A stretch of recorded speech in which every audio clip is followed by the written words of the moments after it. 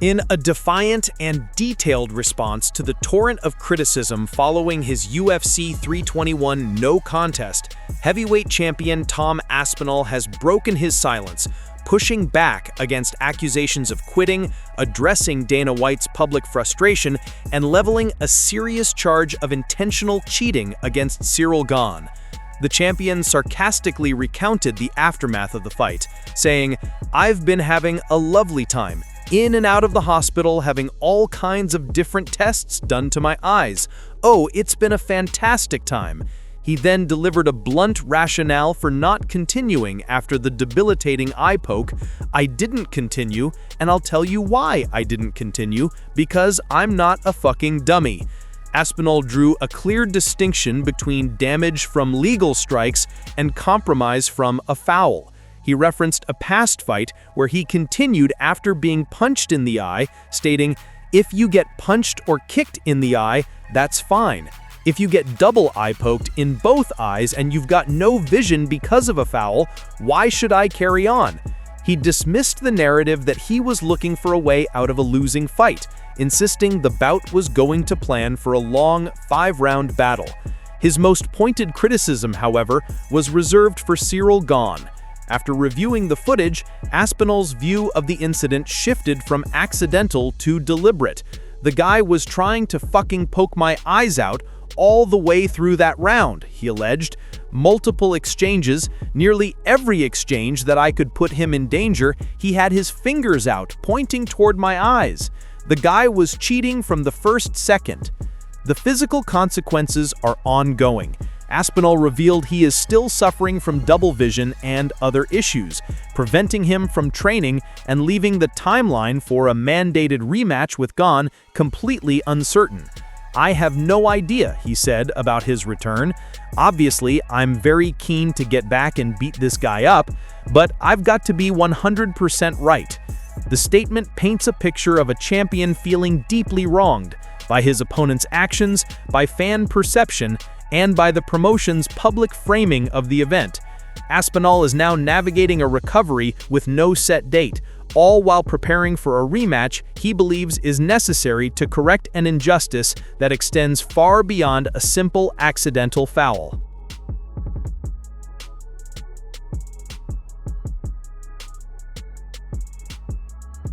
In a noticeable departure from his usual script, Michael Chandler chose not to utter the one name that has defined his recent career trajectory following his wrestling match victory this past weekend. After defeating Chad Mendes in the main event of Real American Freestyle 3, Iron Mike, typically quick to call out Conor McGregor, remained uncharacteristically silent on the Irish superstar. Chandler has now explained the deliberate omission, framing it not as a loss of interest, but as a sign of supreme confidence that the long-awaited fight is finally a foregone conclusion. Quote, "Of course I'm not going to call out Conor at a wrestling match. I have done it enough. The fight is happening." Close quote, Chandler stated emphatically. He pointed to McGregor's current training camp, which includes bringing in specific sparring partners to mimic Chandler's style as proof of the fight's inevitability. Quote, "You know I will fight. You know he wants to fight me. Been called out, been signed, sealed, and delivered since June of 2024. He is going to make good on his promise." Close quote, Chandler added, projecting an air of certainty that the bout will headline the historic UFC White House card in 2026. Quote, "Me versus Conor McGregor, South Lawn of the White House, the biggest card ever made, the biggest spectacle that the UFC could ever pull off." Close quote. Beyond just anticipating the fight, Chandler is already brainstorming ways to elevate its legacy. In a recent interview, he proposed the creation of a unique, one-off championship to commemorate the event. Quote, "Maybe they'll come out with the White House belt. Something cool for this momentous occasion that we can throw on our shelves in our offices and stuff. That would be a blast." Close quote. The idea of a symbolic White House belt underscores the spectacle-first nature of the proposed event, which exists outside the traditional title framework. For Chandler, snapping a 3-fight UFC losing streak against the sport's biggest star on its most unique stage would be a career-defining moment, with or without an official title. His shift from relentless call-outs to quiet assurance suggests he believes the waiting game is finally, truly, over.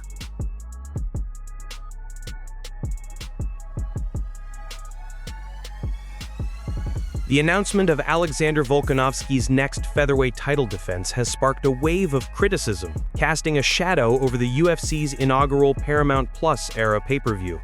UFC 325, set for January 31 in Australia, will be headlined by a rematch between The Great and Diego Lopes, a booking that has left a significant portion of the fan base and analysts questioning the promotion's logic. The decision is seen as a baffling sidestep of the division's clear top contenders, undermining the competitive integrity that title shots are supposed to represent. The backlash stems from a straightforward view of the divisional hierarchy. Volkanovski and Lopes already fought for the then-vacant title earlier this year, with the champion securing a decisive unanimous decision victory. In the eyes of many, that result should have closed the chapter, sending Lopes back to earn another win or two against elite competition. Standing ahead of him are two formidable and undefeated threats: the streaking, powerful Lerone Murphy and the dominant wrestler Movsar Evloev. Both have meticulously built longer and, in the view of purists, more impressive resumes at 145 pounds, making Lopes's immediate return to a championship fight feel like a commercial and narrative choice rather than a sporting one. Amid the uproar, Diego Lopes's management has stepped forward to provide context, offering a revealing glimpse into the UFC's modern matchmaking priorities. According to Jason House of Iridium Sports Agency, the promotion had subtly indicated to Lopes's team that a title shot was in the mix even before his spectacular first-round knockout of Jean Silva at Noche UFC. While they remained hopeful, they didn't fully believe it until the offer was made. House credits three key factors for finally pushing Lopes over the top: his blistering performance against Silva, the thunderous viral crowd reaction he received, and his unwavering reputation as a fighter who says yes to every opportunity. This last point is particularly telling, framing Lopes not just as a thrilling fighter, but as a reliable and eager company asset, a quality the UFC heavily rewards. This explanation inadvertently highlights the predicament of Lerone Murphy. Despite a 9-fight winning streak in the UFC and a recent short-notice victory, Murphy's career has been marked by periods of inactivity. Seemingly internalizing the lesson from Lopes's surprising ascent, Murphy took to social media to announce a radical shift in strategy, writing, "I'm gonna try fight every month now, Kevin Holland style. #NewPath." His statement is a tacit admission that in today's UFC, consistent activity and marketable excitement can sometimes outweigh a more traditional, methodical climb up the rankings. The situation leaves Volkanovski in an awkward position. The champion has openly stated that fighters like Murphy and Evloev are more deserving, yet he is a consummate professional who will defend his belt against whoever is placed before him. The promotion is banking that the explosive, fan-friendly style Lopes brings will override the controversy, delivering a thrilling fight to launch their new broadcast partnership. However, the criticism has laid bare a growing tension in the sport, the clash between the meritocratic ideal of the most deserving contender and the commercial reality of the most compelling matchup, a balance the UFC will continue to navigate as it enters its latest chapter.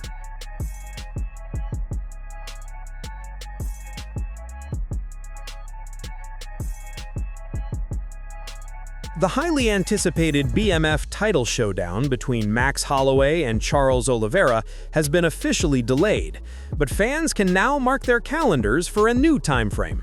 Charles Oliveira has personally clarified the situation, confirming that while the fight will not headline January's UFC 324 event, as mistakenly posted by UFC Brazil, the blockbuster matchup is very much in the works for early 2026.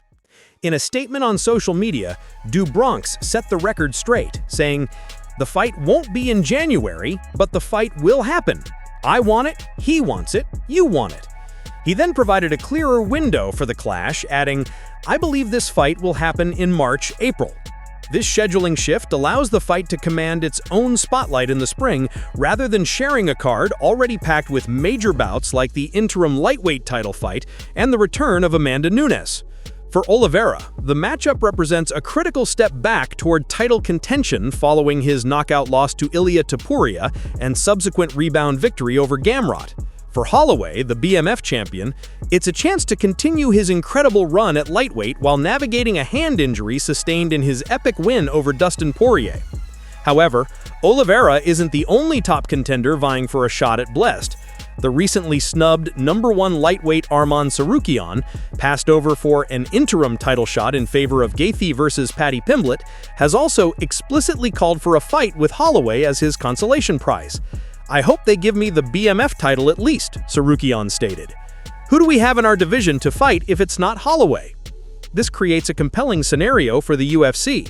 The promotion must now decide whether to proceed directly with the fan-friendly Oliveira-Holloway spectacle already in motion or pivot to book Tsarukyan against the BMF champion, a fight that would carry its own significant stakes in the crowded lightweight landscape. For now, the path runs through Oliveira, but with Tsarukyan waiting in the wings, the battle for a shot at Max Holloway has become a compelling story of its own.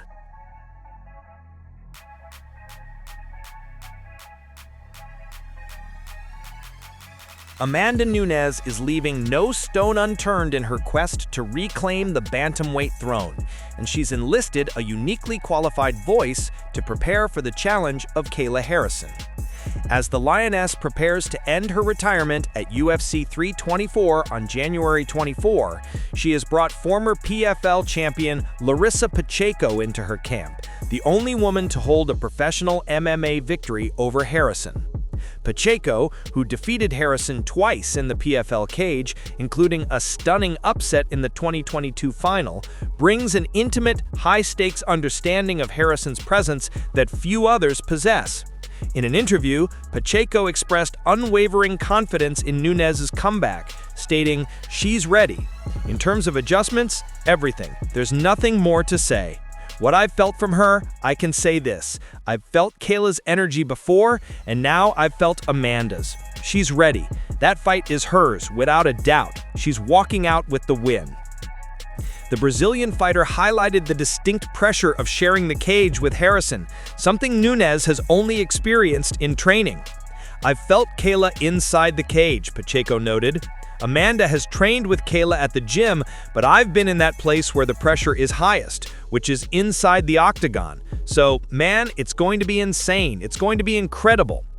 Pacheco also offered insight into Nunes' mindset, suggesting the former champion never truly felt dethroned. "She never really lost that throne," Pacheco explained. "Her hunger is to win. She didn't have a real challenge left, one that matched her level. She beat everyone.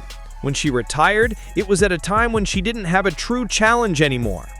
By inviting Pacheco into her camp, Nunes isn't just seeking tactical advice, she's internalizing the confidence of someone who has already solved the puzzle of Kayla Harrison under the brightest lights. As UFC 324 approaches, this strategic alliance adds a compelling layer to what is already one of the most anticipated returns in UFC history.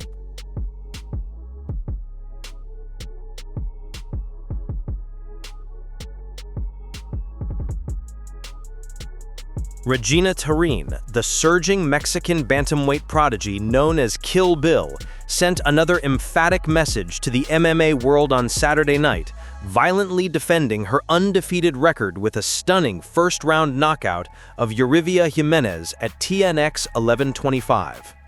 In a display of fight-ending precision that lasted mere moments, the 21-year-old from Mexico City expertly slipped a lead left hook from her opponent and instantly countered with a devastating overhand right that landed flush on the jaw. Jimenez crumpled to the canvas face first, prompting immediate intervention from the referee and marking Tarin's 6th stoppage victory in 7 professional bouts. The event, held at the BN Arena in San Jose, Costa Rica, served as the latest platform for Tarin to showcase the rapid development that has made her one of the sport's most talked about young talents. This blistering performance builds directly on the momentum from her previous outing, a dominant second-round TKO over seasoned veteran Caitlin Neal at Combate Global in June 2025. With each fight, Tarin further defines her identity as a calculated, powerful striker whose patience and timing often give way to sudden, concussive finality. Her professional ledger now stands at a pristine 7-0, a record punctuated by 4 knockouts and 2 submissions, with her sole decision win occurring over a year ago. This consistent ability to finish fights, combined with her youth and marketable fighting style, has solidified her status as a premier free agent in the women's 135-pound landscape. Major promotions, including the UFC and PFL, have been closely monitoring her ascent, but Tarin has been strategically vocal about her career path. She has publicly stated her intention to continue building her resume and highlight reel on the regional scene, aiming to maximize her value and negotiating leverage before committing to any long-term exclusive contract. The knockout of Jimenez is more than just another win. It is a strategic asset. Each highlight reel finish strengthens her position, increases her asking price, and fuels the growing demand to see her tested against top-tier competition. For now, Regina "Kill Bill" Tarin remains a force gathering strength outside the brightest spotlights. But with performances this explosive, her arrival on the global stage feels not like a matter of if, but a matter of when and for how much.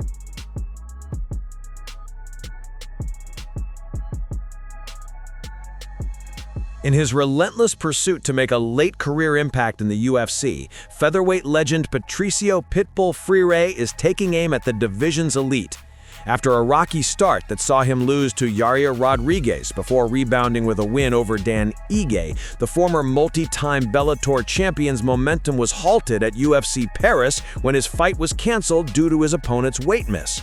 Now Pitbull is bypassing the rebuilding process and calling his shot directly at the top of the ladder. Taking to social media, he has publicly challenged 2 of the most prominent and undefeated contenders in the weight class. First, he zeroed in on the streaking Lerone Murphy, who recently stated his intention to fight as actively as possible. Pitbull responded directly to that ambition, tweeting, "I'm down for that too. What do you say we meet in January at Lerone Murphy?" Not stopping there, he also turned his attention to the perennial top-ranked Movsar Evloev. When Evloev himself called out Murphy, Pitbull inserted himself into the conversation, writing, "I'm up to face you on that card, Movsar. Are you?" These callouts represent a high-risk, high-reward strategy from the veteran.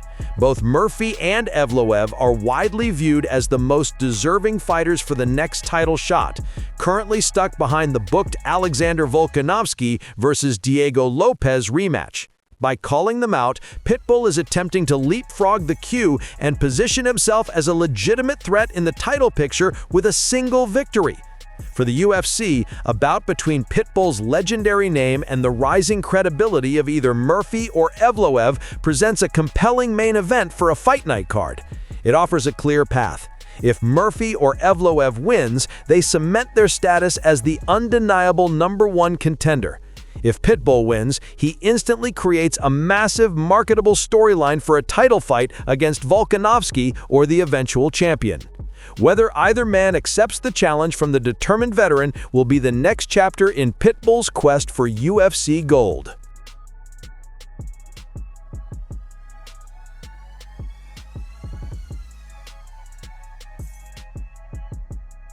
In a stunning collision of wrestling legacies, Bo Nickel and Yoel Romero are set to square off in a pure wrestling match that bridges generations of grappling excellence.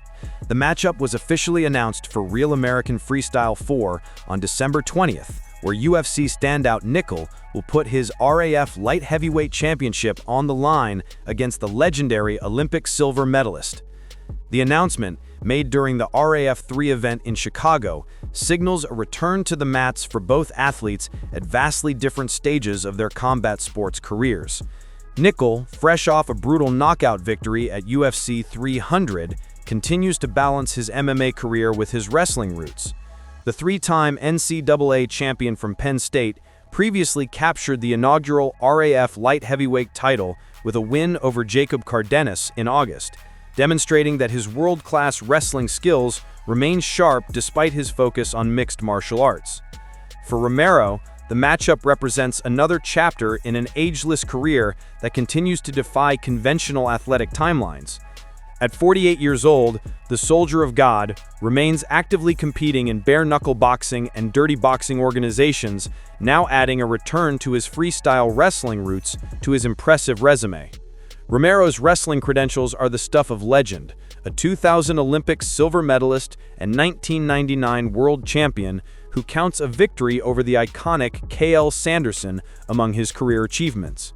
The connection adds another layer of intrigue to the matchup, as Sanderson would later become the head coach at Penn State, where he directly guided Nickel to his 3 NCAA titles. The highly anticipated matchup serves as the co-main event for a stacked card at the Fishers Event Center in Indiana, headlined by a heavyweight title bout between NCAA champion Wyatt Hendrickson and 2024 Olympian Mason Parris. The event will also feature former UFC title challenger Bilal Muhammad taking on David Carr, making RAF 4 one of the most compelling wrestling events of the year that seamlessly blends Olympic-level technique with mainstream combat sports appeal.